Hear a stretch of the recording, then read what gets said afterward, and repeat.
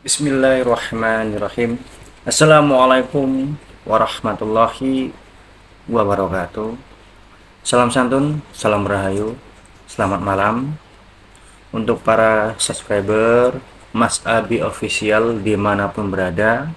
Semoga para teman-teman, saudara-saudara sekalian diberikan kesehatan jasmani, rohani, serta dilancarkan segala urusannya, dikabulkan segala hajatnya oleh Allah Subhanahu wa taala.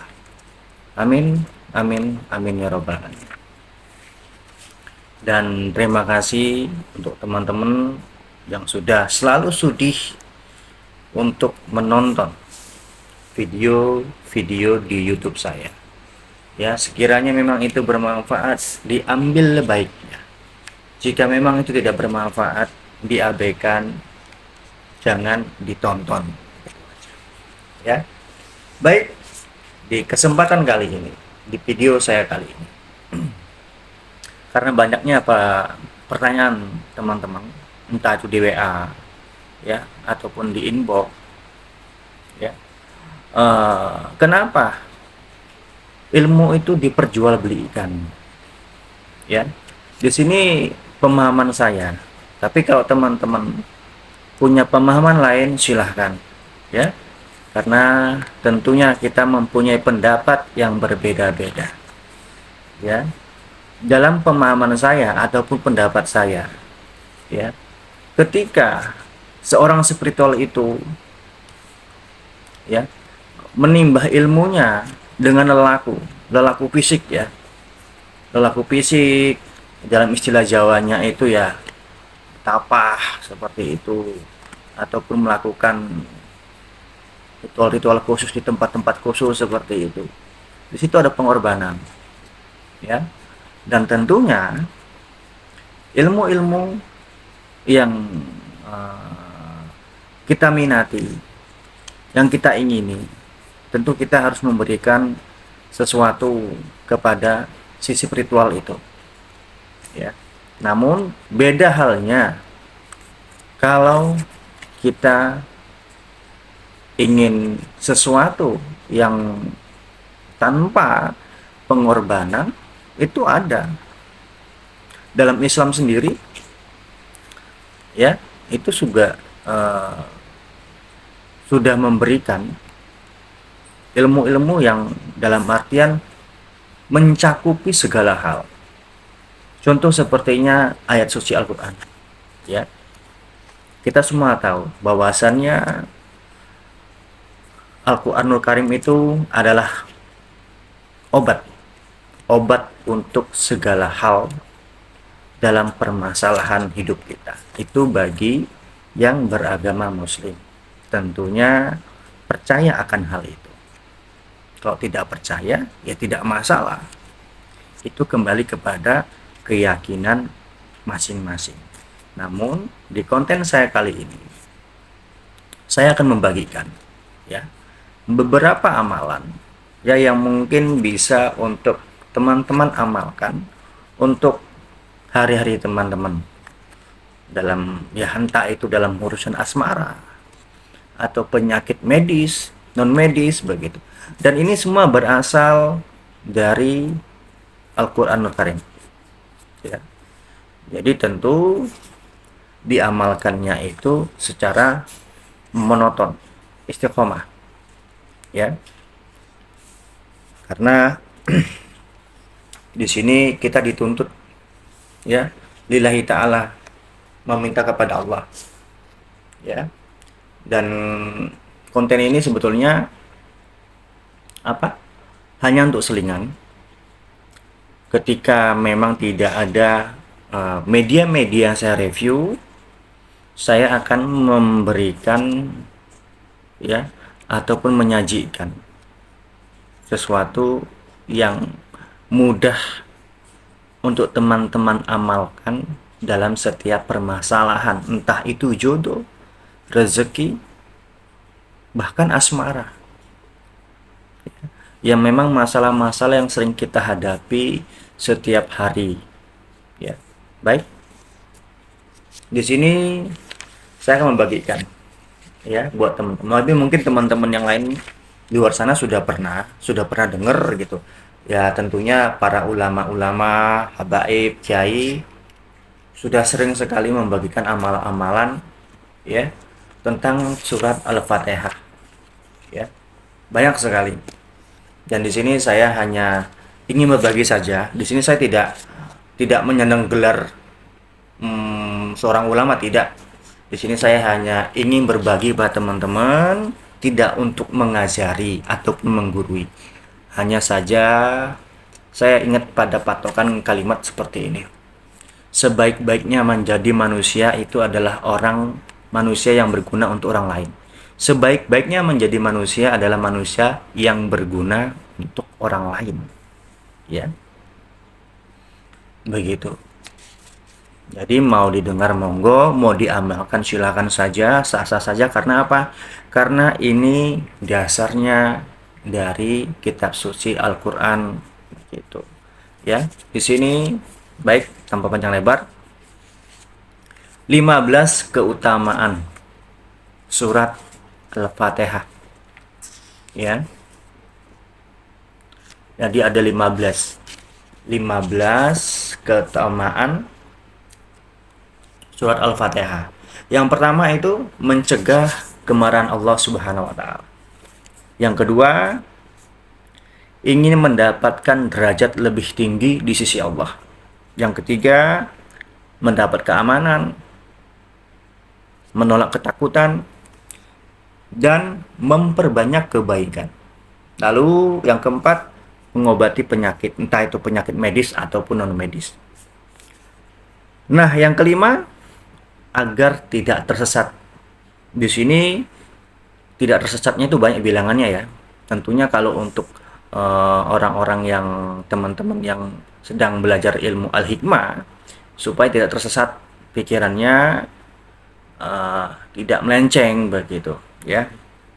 Lalu ada menyelesaikan masalah utang piutang, ini yang keenam ya. Lalu yang ketujuh, agar hajat itu terkabul ya, memperlancar rezeki dan memperbaiki keadaan hidup kita. Lalu yang kedelapan, mendapat kemudahan dalam mencari ilmu ya, hikmah dan terhindar dari pemikiran yang menyesatkan. 9, selamat dari api neraka. Selanjutnya ada untuk meningkatkan kewibawaan. Lalu selamat dari setan, pencuri, orang zalim, mati mendadak, dan bala bencana. Lalu bisa juga untuk memohon kekayaan. Membangkitkan rasa cinta. Maksudnya membangkitkan rasa cinta ini adalah tingkatan ilmu mahabbah. Ya. Lalu mendapatkan rahasia-rahasia daripada Allah Subhanahu wa taala. Dan terakhir, terhindar dari pencurian. Ya. Itu adalah beberapa. Jadi 1 2 3 4 5 6 7 8 9 10 11 12 13 14 15 keutamaan surat Al-Fatihah ya. Jadi banyak sekali. Itu Al-Fatihah saja, belum lagi ayat-ayat yang lain. Makanya dikatakan bahwasannya Al-Qur'anul Karim itu adalah obat untuk segala permasalahan, penyakit, entah itu pikiran, hati, semua bisa. Ya, jadi kalau ada, karena saya pernah mendapat komentar seperti ini di snack video. Ya, ada komentar seperti ini. Andai saja saya itu diberikan kelebihan oleh Allah Subhanahu wa taala, akan saya pergunakan dengan sebaik-baiknya. Kalimat seperti itu. Andai saja saya diberikan kelebihan, bagi saya itu adalah kata-kata bodoh, kata-kata pemikiran sempit. Kalau yang komentar tadi itu agamanya Muslim, tapi kalau dia Nasrani, ya saya tidak tahu. Ya, cuman bagi saya itu kalau dia beragama Muslim, lalu ngomongin seperti itu ya pemikiran sempit, dangkal. Karena apa? Kelebihan yang mana lagi yang belum Allah berikan kepada kita? Ya, kan sudah jelas. Al-Quran itu adalah obat segalanya. Untuk hal apapun. Iya kan? Tinggal lagi kembali kepada diri kita yang tidak ingin mengamalkan. Atau hanya sekedar membaca. Atau sekedar mengamalkan tapi tidak dijalankan. Begitu. Ya. Membaca saja tidak memahami itu sama saja bohong. Ya. Lalu di sini saya juga akan memberikan cara-caranya, ya. Untuk ini itu bagaimana amalannya ini itu bagaimana cara pakainya, semua ada, ya. Jadi teman-teman tidak usah tidak usah ragu begitu untuk mengamalkannya. Karena apa? Karena ini berasal dari Al-Quran sendiri, begitu. Mungkin ada pertanyaan, dari mana riwayatnya seperti itu? Ya, akan saya kasih tahu dari mana riwayatnya. Ya. Ini riwayatnya ini diambil dari kitab Miskat Al-Mashabih, ya. Di situ. Nanti teman-teman yang suka baca buku boleh tengok sendiri lah. Ya.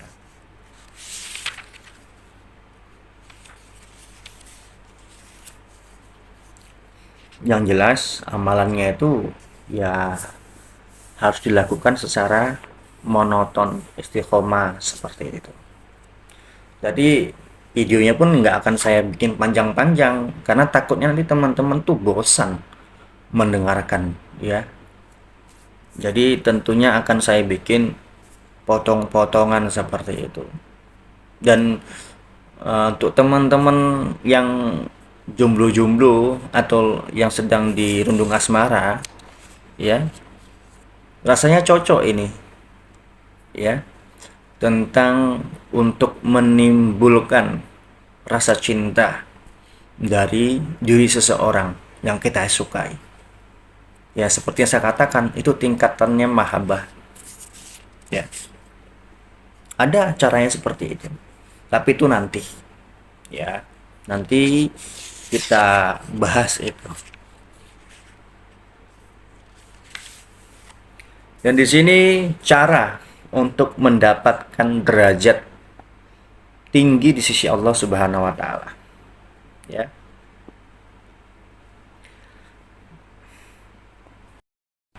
Jadi cara mendapatkan derajat lebih tinggi di sisi Allah Subhanahu wa taala dengan cara kita selalu mengamalkan surat Al-Fatihah. Itu bilangannya tidak terbatas. Sesering mungkin. Ya, dengan istiqomah. Tulus ikhlas karena Allah. Ya. Tidak ada bilangan tertentu. Jadi mau 100 kali sekalipun nggak masalah. Ya. Lalu kalau untuk mendapatkan supaya kita itu aman, ya, terus menolak dari kekafiran, memperbaiki kebaikan, di sini banyak cara-caranya. Cara-cara untuk pengamalannya, tinggal teman-teman sendiri metode yang mana yang disukai, ya. Yang pertama itu ada baca surat Al-Fatihah, lalu dibaca ditambah dengan surat Al-Ikhlas. Itu pertama. Cara kedua,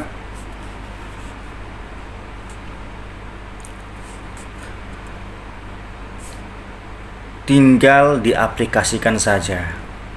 Setelah baca surat Al-Fatihah ditambah surat Al-Ikhlas, lalu niatnya bagaimana, seperti itu, ya. Lalu cara ketiga,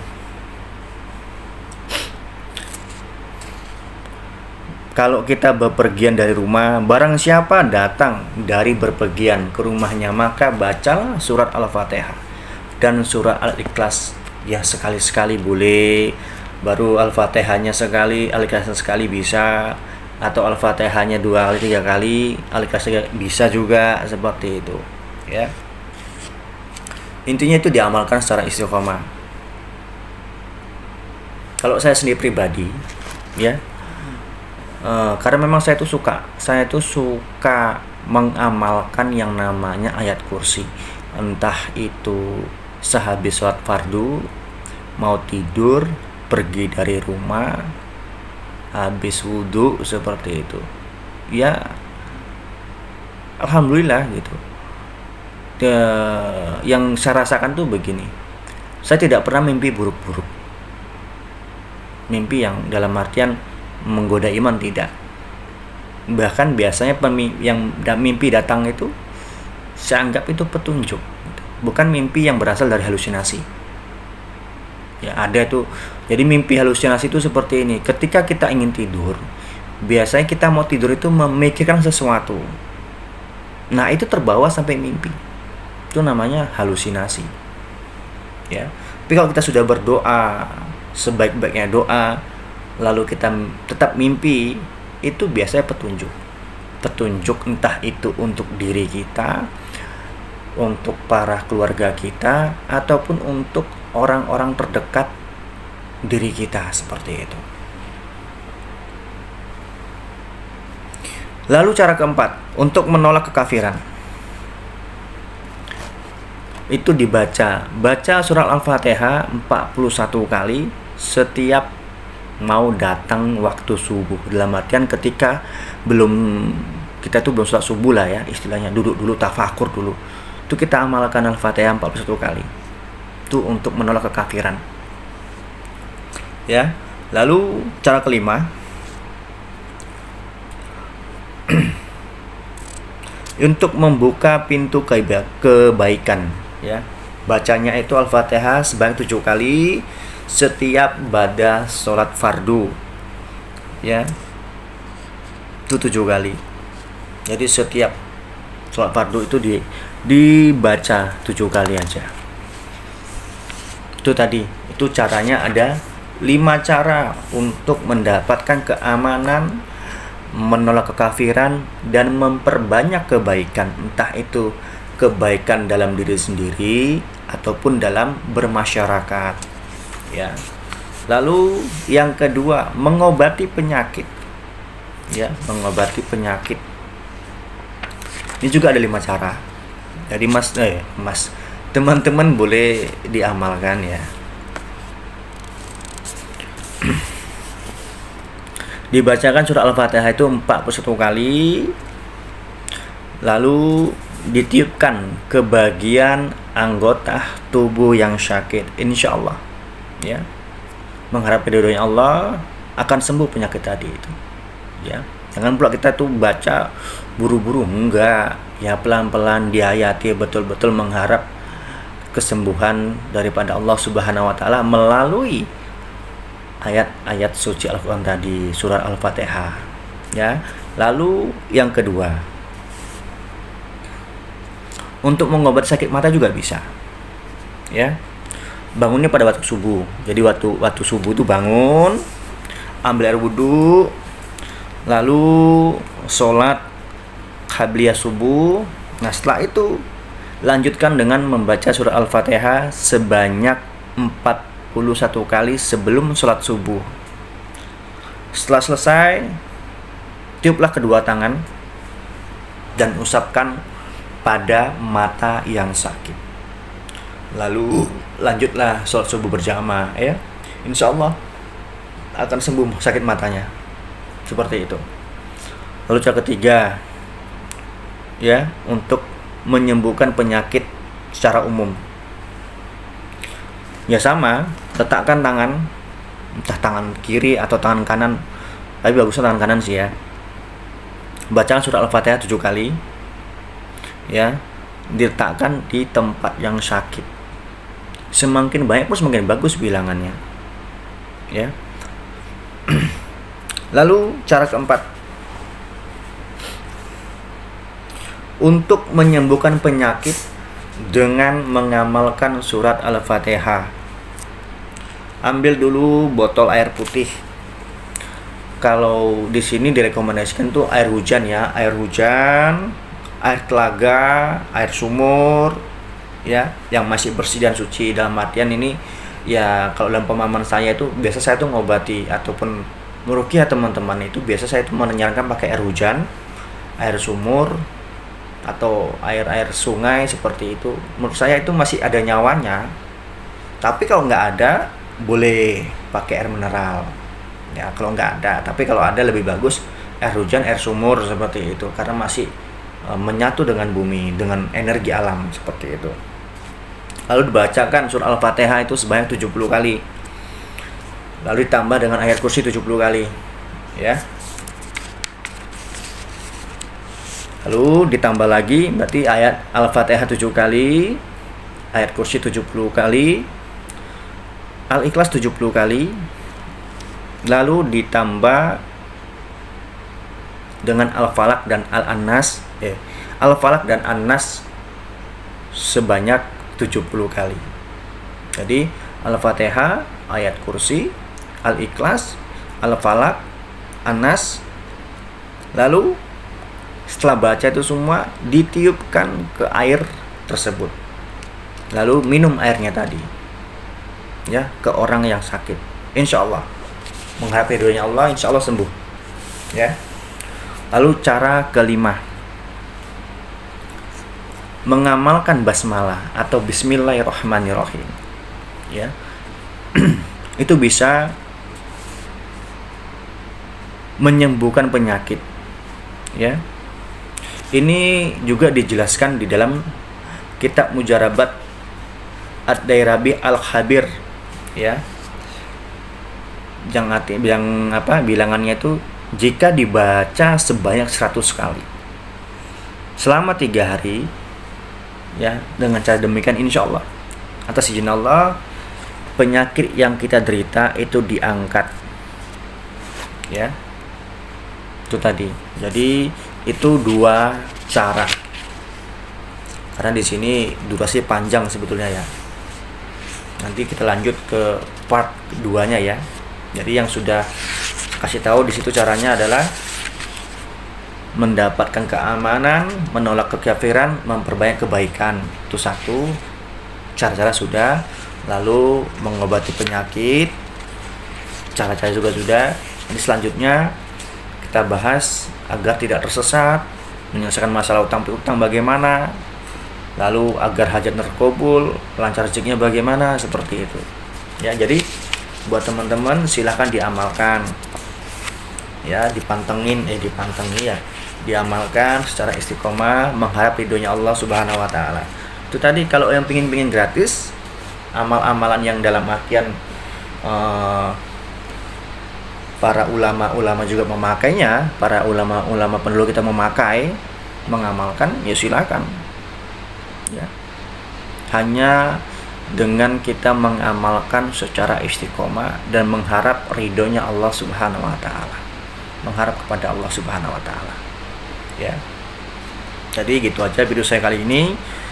Besok akan saya sambung lagi ke part 2-nya dari 13 ataupun manfaat lainnya dari surat Al-Fatihah, gitu, ya.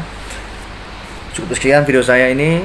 Semoga apa yang saya sharing, yang saya bagikan itu bermanfaat buat teman-teman sekalian dimanapun berada yang sudah menonton video saya ini. Akhir kata, wassalamualaikum warahmatullahi wabarakatuh.